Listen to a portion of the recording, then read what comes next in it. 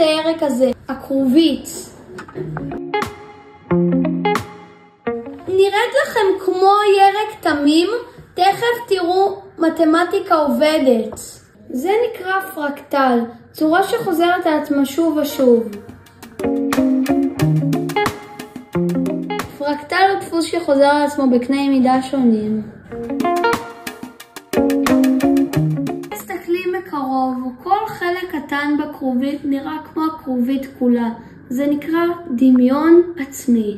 במילים פשוטות, קטן נראה כמו גדול, רק מוקטן קצת ומסובב. הטבע לא רק חוזר על עצמו, הוא גם מתכנן חכם.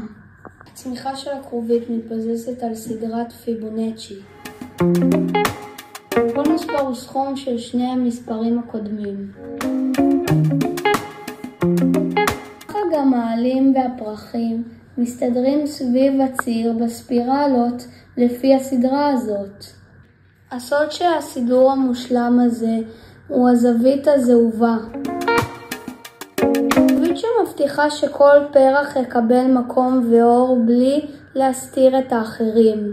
במילים אחרות, זו הדרך הכי חכמה שהטבע מצא כדי לצמוח יפה ויעיל.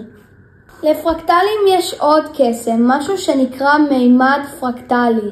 לא ממש שטוחים כמו נייר ולא תלת מימדיים לגמרי, אלא איפשהו באמצע. זה מראה איך כללים פשוטים יוצרים מורכבות מדהימה. עכשיו כשהבנו את כל החוקיות המטורפת מאחורי הכרובית, אפשר סוף סוף גם ליהנות מהטעם שלה. טעים, אבל גם חכם.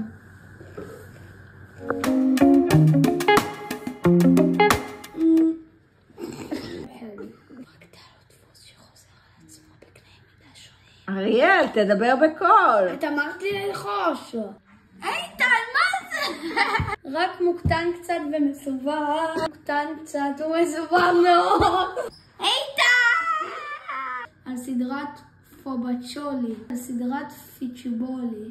על סדרת פוצ'יבולי. על סדרת פונבצ'אי. הצמיחה של הכרובית מתבלג'ת. על סדרת פיפוג'ון. ספירלות. לא, זווית. לא, זה. עכשיו תקיעה. אחרות.